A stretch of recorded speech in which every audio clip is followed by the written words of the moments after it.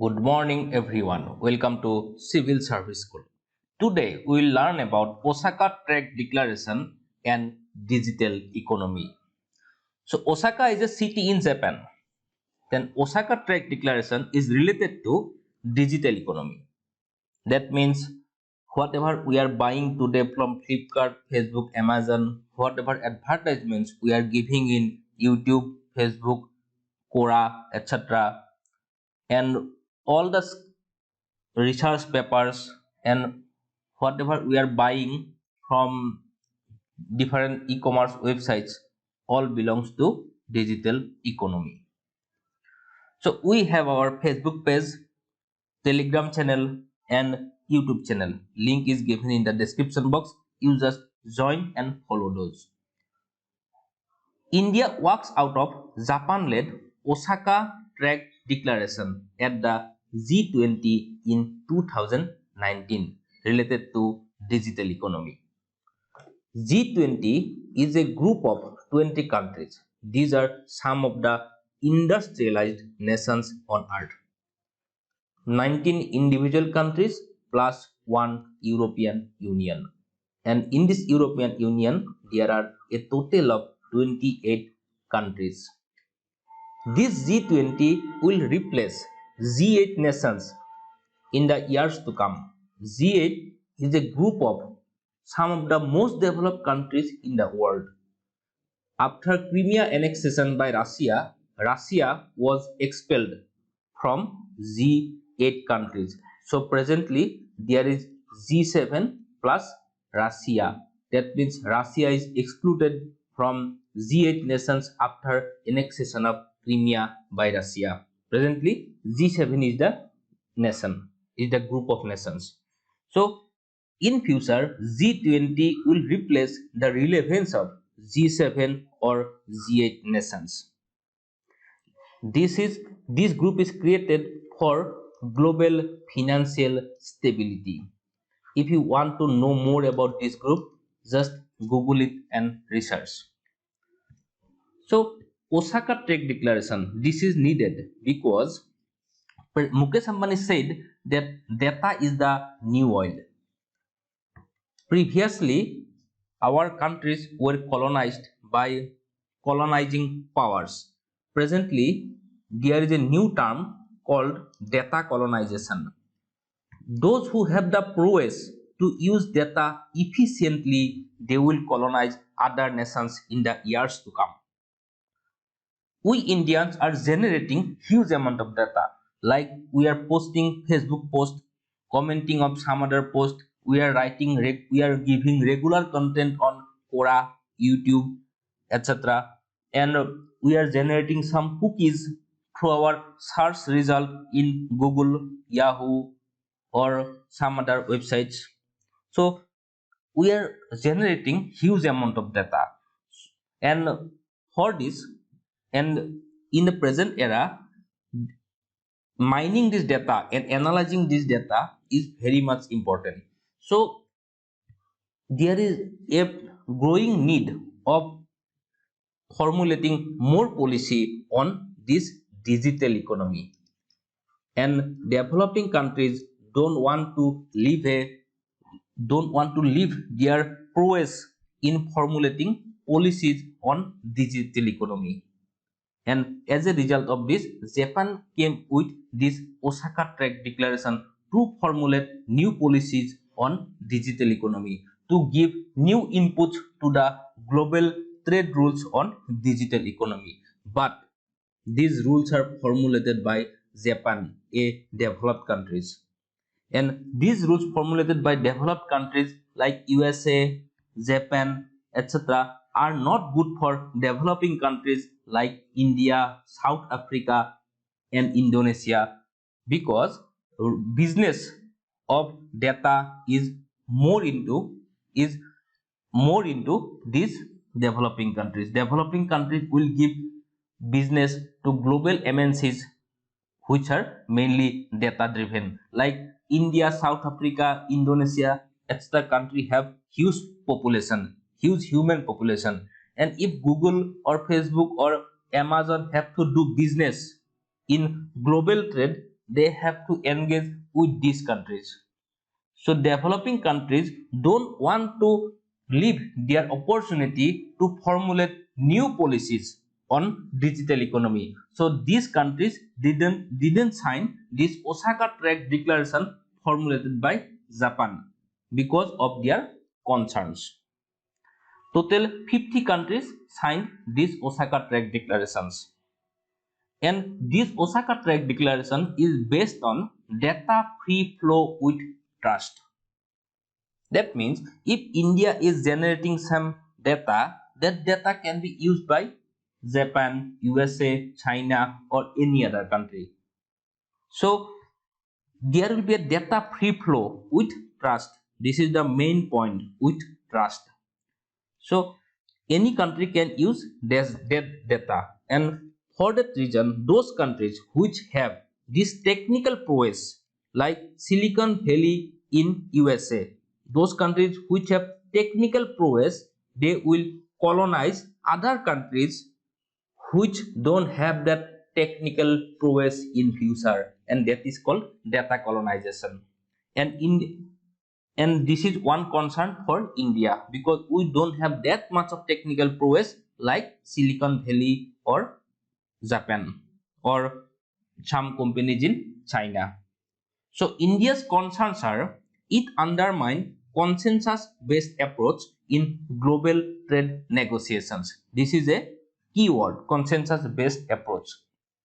In global trade, there is a huge organization called WTO. There are all total 164 members in WTO, and this WTO was formed in 1994 as per Marrakesh Agreement. This is Marrakesh is a city in Latin America. Prior to WTO, there were that GATT agreement, that is General Agreement on Tariffs, General Agreement on Tariffs and Trade. This was formed in 1948 for rationalization of global trade. In 1994, WTO was formed, and we have done away with GATT agreement, and WTO was formed as per Marrakesh Agreement. In WTO, suppose there is need to be a decision on agricultural policy. In that case, global consensus is needed. Suppose India is opposing this policy, then this policy won't be granted in WTO. Suppose Morocco is giving objection to that policy, then also this policy won't be given a grant in WTO. And in WTO decisions, there is a need of consensus, because in global politics, in international relation, all countries are equal. All countries have equal say in global policy making. USA cannot impose some policy decisions on small countries, suppose Morocco. Morocco will have to take decisions which are good for its own people. So global consensus is needed. And if India follows this Osaka Tract Declaration, then there will be a majority. That means those decisions which are passed by a majority vote will have to be implemented globally, and India cannot take it for granted, because our needs and necessities are different from different countries. So it will deny policy space for digital industrialization in developing countries. Digital industrialization, digital economy is relatively new, and it is always evolving. Today's policy will have to be remedied in near future, because all the terms, all the situations are different, as digital economy is relatively new. So if India follows these Osaka Tract Declarations, India have to follow a certain rules and regulations which may need to change in future. So it will deny policy space for digital industrialization in developing countries. And for this reason, India cannot follow this Osaka Tract Declaration, which have a few rules and regulations which are need to be implemented globally.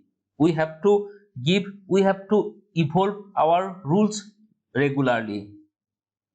Data should be discussed. India said that data should be discussed under WTO's work program on electronic commerce. India denies this declaration, but it cannot deny altogether all policy making of digital economy. India have to, as India is a huge economy and India has global power, India is a global power, India have to take some proactive action in some global forums. And one of those options is WTO's work program on electronic commerce. India have to take a proactive role so that some new rules and regulations can be formulated globally based on WTO. And one more thing is that India's data localization norms will be undermined by DFFT, Data Free Flow with Trust. Suppose today I am producing a video in YouTube. In India can say that this video should have to be stored in a data center which is located in India. So this video cannot be stored in a data center which is located in USA or China. Suppose tomorrow there is a war between India and China. If my YouTube video or my Facebook post or my website cookies are stored in data center in China, then China can apply a digital warfare or cyber warfare against India because all the data of Indians are with Chinese companies or with data centers located in China. So for a developing country, data localization is important. So if the data free flow across the world is used, then India's data localization norms will be undermined. These will be undermined, and so India won't join these Osaka Track declarations. There is one more thing. In global forum like WTO, etc., India is seen as a barrier to global negotiations. India have to set that allegation. That means India cannot be always a resistant or a barrier to global discussions. And for this reason, also India didn't join this forum. India have to take some proactive measures so through other international forums like WTO or G20 platform to formulate a universal norms for digital economy globally, and then only India's power will be established in the international world. And one more thing is that presently WTO is a moribund organization because of this theory of consensus based approach. Means if we need to formulate a policy in WTO, consensus of every country is needed. If there would have been a policy of majority dictates or majority rule, then most of the policy decisions would have been passed in WTO. And this is one more reason, that is for this one more reasons for which WTO is a moribund organization. That means decisions in WTO are lagging years after year. They are in WTO, discussions are going on years after year, but there is no solution at the end. So reform in WTO is also needed. So this much for today, and this is one assignment for you. Critically analyze India's denial of joining Japan-led Osaka Track declarations. This is critically analyzed. That means you have to discuss both pros and cons. One would be introduction, pros and cons, and last will be way forward. That means we have to give a solution for this. 10 marks, 150 words. If you write it down and send it to me, I will check every one of your answers. This is my contact address. Thank you, dear aspirants. Bye bye.